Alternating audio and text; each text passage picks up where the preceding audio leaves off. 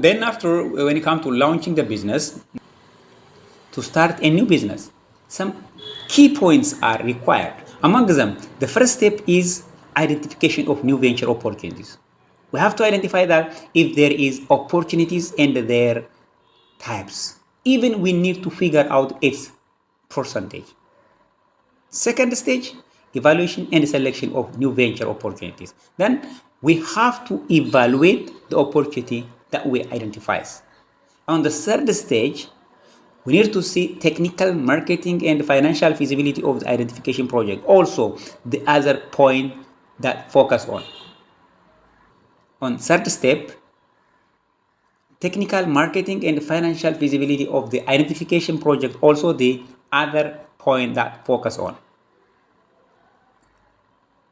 On fourth step, we have to assess our capability in all directions to start the business. Analysis of competition also, the other very important point. It helps us to predict our opportunities and treat also. So it helps us to make ready for every challenges. It helps us to face the challenges. It also makes us stronger to overcome the challenges and survive in the market. Developing action plan. Then we need to set our plan. Finally, we start the business. We implement the business that we plan to do through continuous evaluation. In general speaking, to start your business, refine your idea first. Then write a business plan in answering some WH questions. Once you have your idea in place, you need to ask yourself a few important questions. What is the purpose of your business? Who are you selling to? What are your end goals? How will you finance your startup costs? This question can be answered in a well-written business plan. Then assess your finance. Starting any business has a price. So you need to determine how you are going to cover those costs. Do you have the means to fund your startup? Or will you need to borrow money? If you are planning to leave your current job to focus on your business, do you have money put away to support yourself until you make a profit? Determining the structural legality, also the point that has to be focused before you start your new business, whether you're going to structure in sole proprietorship or partnership.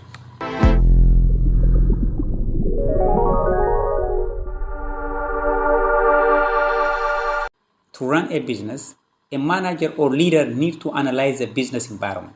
In this regard, the strategic management model is key point. In a strategic management model, we have to analyze the environment. Then, what are our environment? Customers, competitors, market, technology, other factors. Then anticipate the future. After we anticipate the future, our trends, assumptions, opportunities, threats, all this after we anticipate it, then we have to define the philosophy of our mission and the values. Finally, define our direction to the competitors, competitions, value propositions, and products or services. All these things has to be considered. Then we set our goals.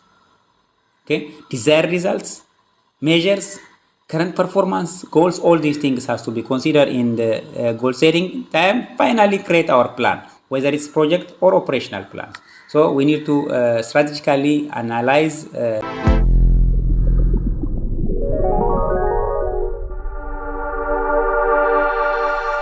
In short speaking, planning for growth means planning for change. Because in a business, to grow means to change.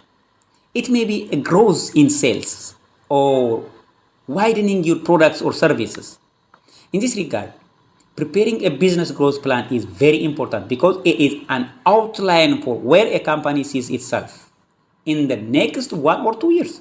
The growth plan should be formatted to follow along with each quarter.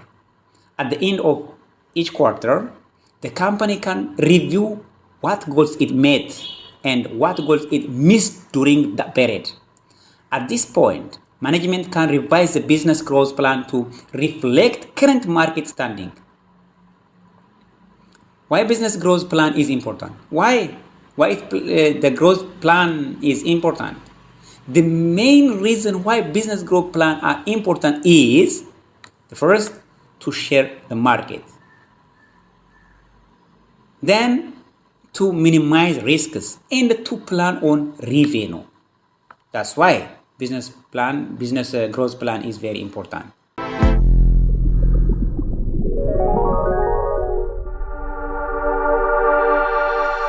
What factors impact business growth? Obviously, countless factors can affect your business growth. But some of the key elements are leadership, management, customer loyalty. So you have to work on these points.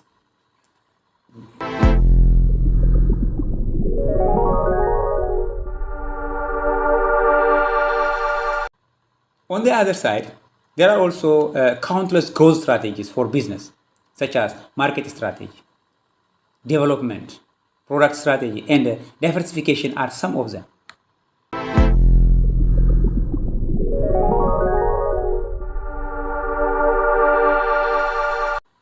To successfully write a business growth plan, what you have to do is first think ahead. The future is always unpredictable, but if you study your target market, your competition, and the past growth of your company, you can plan for future expansion. Second, study other growth plans. Third, discover opportunities for growth. Then at the fourth stage, you have to evaluate your team, because your plan should include an assessment of your employees and a look at staffing requirements to meet your growth objectives. By assessing your own skills and those of your employees, you can determine how much growth can be accomplished with your present team. You will also know when to start hiring additional people and what skill set to look for in those new hires. Then you need to find the capital. Finally, you can start writing. But if your business is launching as a new, you have to consider and identifying the new idea of product or service. Again, you have to assess the market and competitors. In this regard, don't give up for failure, because you learn far more from your failure than your success. Remember, be careful. Don't give up for failure. Don't give up for failure, because you learn far more from your failure than your success. Failure is the key to success. Try, then try again. One of the most important senses most humans passes is pain. Pain allows us to learn very quickly from our mistakes. Picking up a sharp object, falling over, bumping into things, dropping something on your foot. The pain involved quickly allow children to learn not to do these things. Without pain, children would not learn through their failure. Without this failure, they would not learn how to succeed. Moving into adulthood and professional life, failure is very often viewed as a negative thing. Be careful. As a people and a business, we are all going to fail sometimes. No person or company is successful at everything, and failure can teach us a great deal. So don't be afraid of failure. It will be your future lesson. The important thing is to understand the failures and learn from them. Leaders certainly found that the hardest and most important lessons have always come from failures. It is what ultimately helped us become successful. If you look at the history of successful entrepreneurs, you will often see they had multiple failures before becoming successful.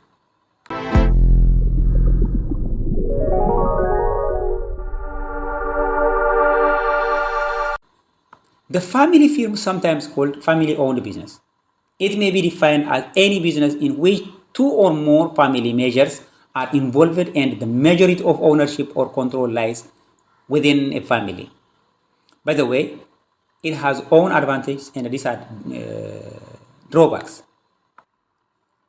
Well, the advantage is conflicts can be reduced in negotiation way, and also they agree on issues easily without going to court. This is the advantage of the family-owned business. When it comes to its disadvantage, also it has drawbacks. The business runs with poor management and leadership skills, mostly traditional. In this way, the business will be traditional way. Decisions are not scientific and systematic. It may be through bashfulness. No sustainable growth due to unable to face change.